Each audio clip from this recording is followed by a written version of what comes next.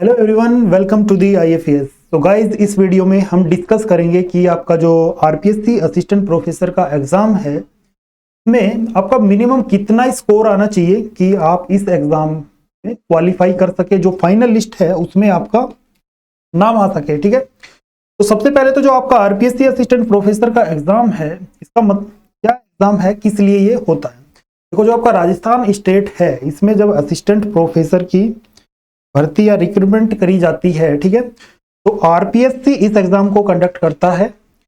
और इस वीडियो में हम मेनली डिस्कस करेंगे कि जो आपका फिजिक्स सब्जेक्ट के लिए जो ये एग्जाम होता है उसका पैटर्न क्या है, इंटरव्यू होता है या नहीं होता, और जो आपकी प्रीवियस ईयर्स में जो पेपर हुए हैं उनका मिनिमम स्कोर क्या था, ठीक है, या कट ऑफ कितनी थी।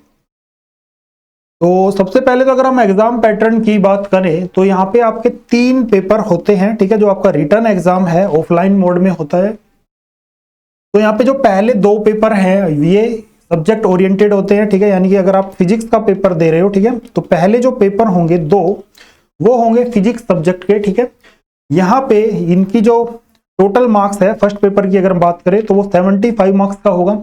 सेकेंड पेपर भी आपका 75 मार्क्स का होगा। इनकी जो टाइमिंग रहेगी दोनों पेपर की वो रहेगी 3 आवर्स, यानी कि 3 घंटे का टाइम आपको दिया जाएगा।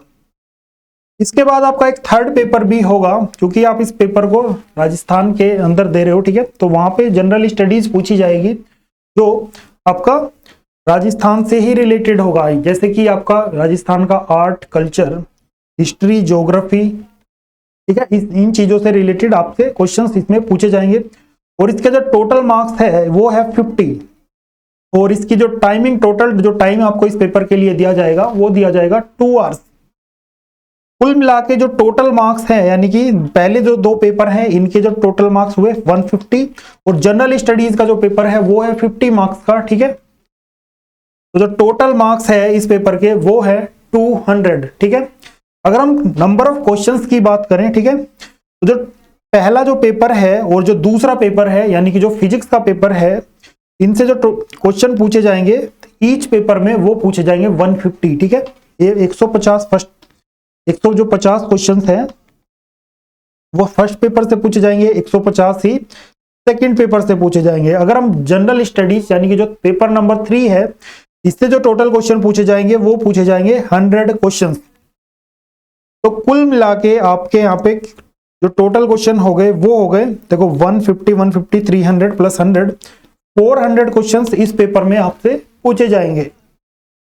इसके बाद अगर हम टोटल मार्क्स की हम बात कर चुके हैं कि जो पहले 2 पेपर हैं इनके टोटल मार्क्स है 150, और जो थर्ड पेपर है जनरल स्टडीज का उसके जो मार्क्स है वो है 50। तो टोटल आपका जो मार्क्स है वो होंगे 200। इसके बाद अगर हम ईच क्वेश्चन के मार्क की बात करें तो एक क्वेश्चन आपका होगा 0.5, यानी कि आधे नंबर का एक क्वेश्चन होगा।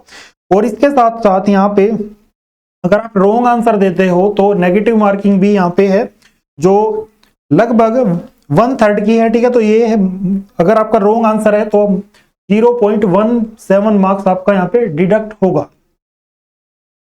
इसके अलावा अगर आप रिटर्न एग्जाम की जो कट ऑफ है, मिनिमम कट ऑफ है, उसको क्वालिफाई करते हो तो इसके बाद आपका यहाँ पे इंटरव्यू लिया जाएगा। ठीक है, इसके बाद हम बात करते हैं कि जो आपके प्रीवियस ईयर्स में आरपीएससी ने जो पेपर कंडक्ट किए हैं, खास करके अगर हम फिजिक्स की बात करें तो उसके लिए अलग अलग कैटेगरीज के लिए मिनिमम कट ऑफ क्या थी। सबसे पहले हम बात करते हैं ईयर 2020, और उससे पहले ये जो एग्जाम हुआ था वो हुआ था 2024 में।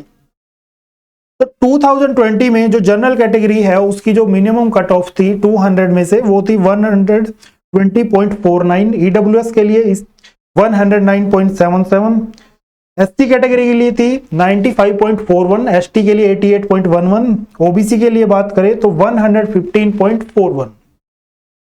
इसके साथ अगर हम 2014 की बात करें तो यहाँ पे कट ऑफ थोड़ी सी ज्यादा थी, तो इसका मतलब था कि जो पेपर है आपका वो थोड़ा इजी होगा अगर हम उसको रिलेटिवली कंपेयर करें 2020 से।